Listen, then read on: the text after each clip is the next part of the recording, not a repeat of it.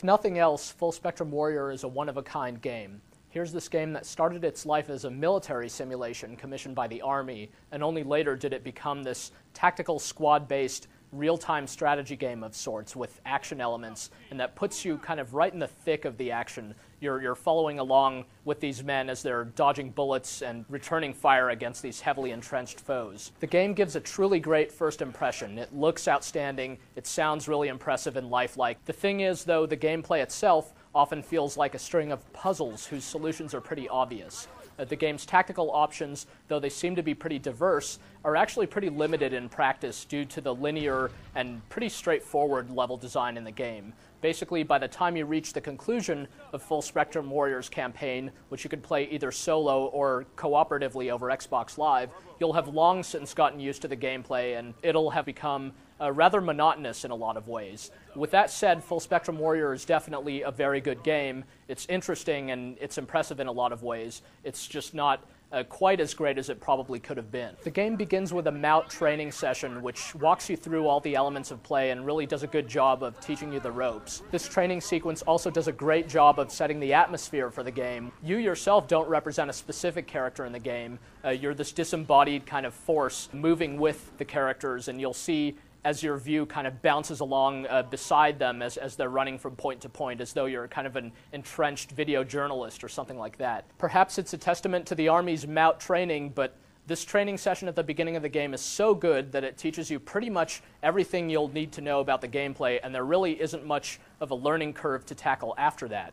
One of the strangest things about Full Spectrum Warrior's gameplay is that in most cases you can never actually kill an opponent just by shooting at him from the front. When both your fire team and the enemy are behind cover, they simply cannot get hit by one another's fire. It's one of these gameplay contrivances that turns this into a strategy game versus an action game. This really is a strategic game about outmaneuvering rather than outshooting, and that's why the firing is taken out of your hand. As you maneuver through each mission, you'll come across foes entrenched and firing at you, so you'll do one of several different things. You might lay down suppressive fire so that your second fire team can advance and take out the foe through some back alley, which will be readily marked on your GPS system.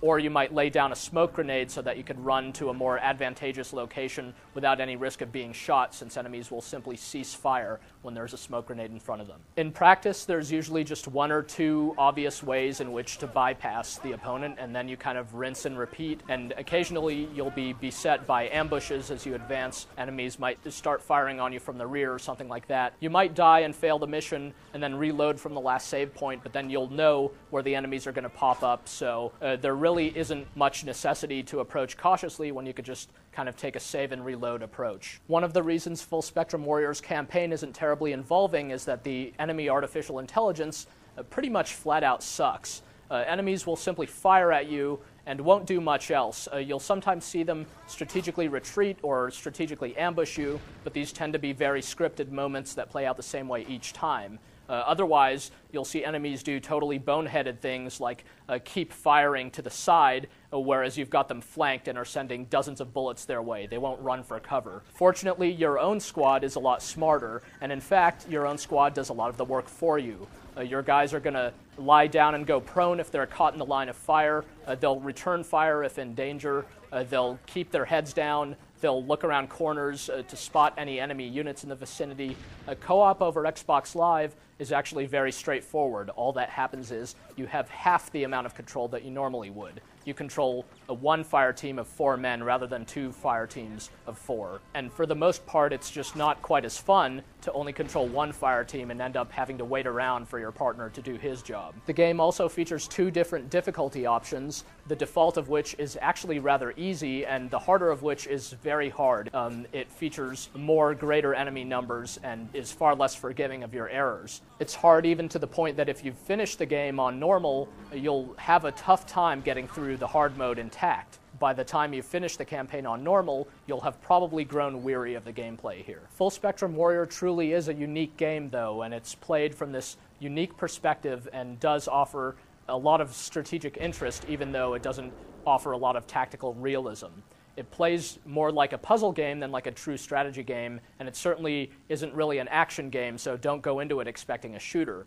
Don't go into it expecting much of anything, for that matter, because Full Spectrum Warrior is one of a kind. It has a few issues with the gameplay, and these things keep it from achieving true greatness and from having long-term lasting appeal.